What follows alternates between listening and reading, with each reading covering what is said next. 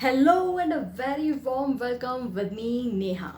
मोहित सूरी की फिल्म एक villain returns release हो चुकी है। ये तो आप जानते ही हैं कि एक विलन की सीक्वल को मोहित सूरी इतने सालों बाद लेकर आए हैं, लेकिन शायद मोहित सूरी ये भूल गए कि आज की जो जनता है वो किस तरीके की फिल्में देखना पसंद करती है। इसीलिए उन्होंने कुछ फिल्मों का जोड़ मिला के इसे बना दिया है और एक विलन को टक्कर देने के लिए तो मोहित सूरी ने सोचा ही नहीं। यानी कि इस फिल्म को रिलीज तो कर दिया, लेकिन उन्होंने इसको बनाने के वक्त ना ही स्क्रिप्ट पर ध्यान दिया, ना ही डायरेक्शन पर ध्यान दिया और ना ही एक्टर्स की सिलेक्शन पर ध्यान दिया। आपको एक विलन की स्टोरी तो याद ही होगी, साथ ही एक्टर्स की एक्टिंग भी ज़रूर याद होगी। रितेश देशमुख जो कि विलन उसमें नज़र आए थे, उन्होंने क्या कमाल की एक्टिंग की थी और इतनी शानदार फिल्म बनकर निकली थी। आज तक लोगों को रितेश देशमुख का वो चेहरा याद है। लेकिन इस फिल्म यानी कि एक विलन रिटर्न्स का तो मुझे लगता है वो थिएटर से निकलने के बाद अपना सर पकड़ के रह गए हैं।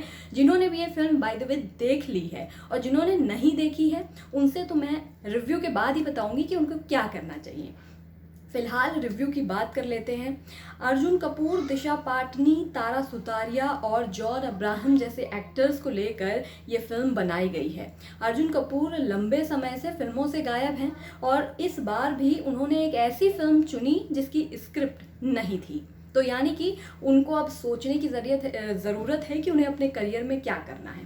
तारा सुतारिया को आप अक्सर फिल्मों में रोते हुए ही देखते हैं और इस बार भी आप रोते हुए ही देख रहे हैं।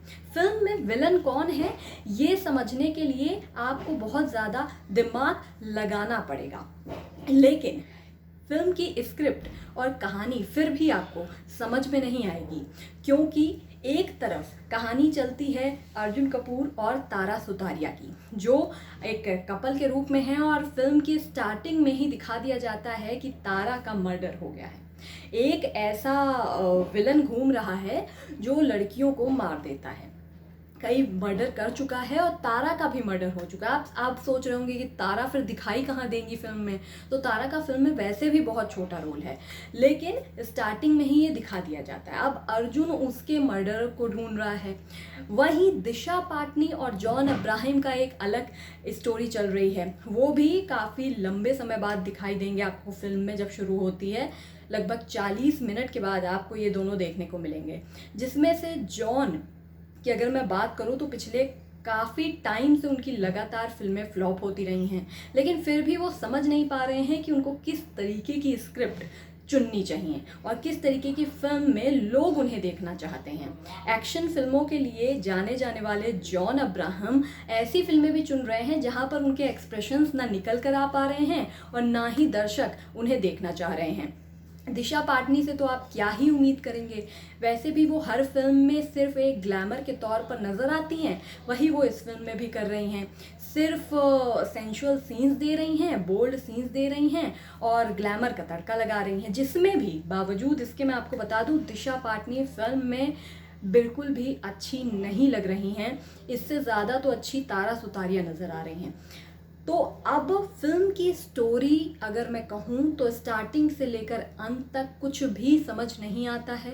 दिशा पाटनी फिल्म में हैं लेकिन वो नहीं हैं, और फिल्म में वो हैं पर वैसे वो हैं ही नहीं।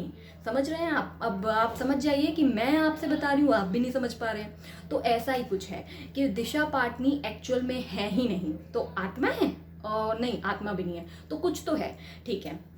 फिर हम बात करते हैं जॉन अब्राहम की, और जॉन अब्राहम शायद उनका कुछ तो फाइट हो रहा है अर्जुन कपूर से आखिरी में फिल्म में। तो जो वो फाइट हो रहा है उसके बाद क्लाइमेक्स जो आएगा उसमें शायद आपको काफ़ी कुछ देखने को मिल सकता है। मतलब क्लाइमेक्स थोड़ा ठीक है फिल्म का, उसमें एक ऐसा भी पॉइंट वहाँ पे आपको देखने को मिलेगा जहाँ पर आप भी हैरान रह जाएंगे बाय द वे, क्योंकि मोहित सूरी ने कुछ ऐसा कर दिखाया है जो दर्शक भी सोच रहे हैं हाँ ऐसा भी था।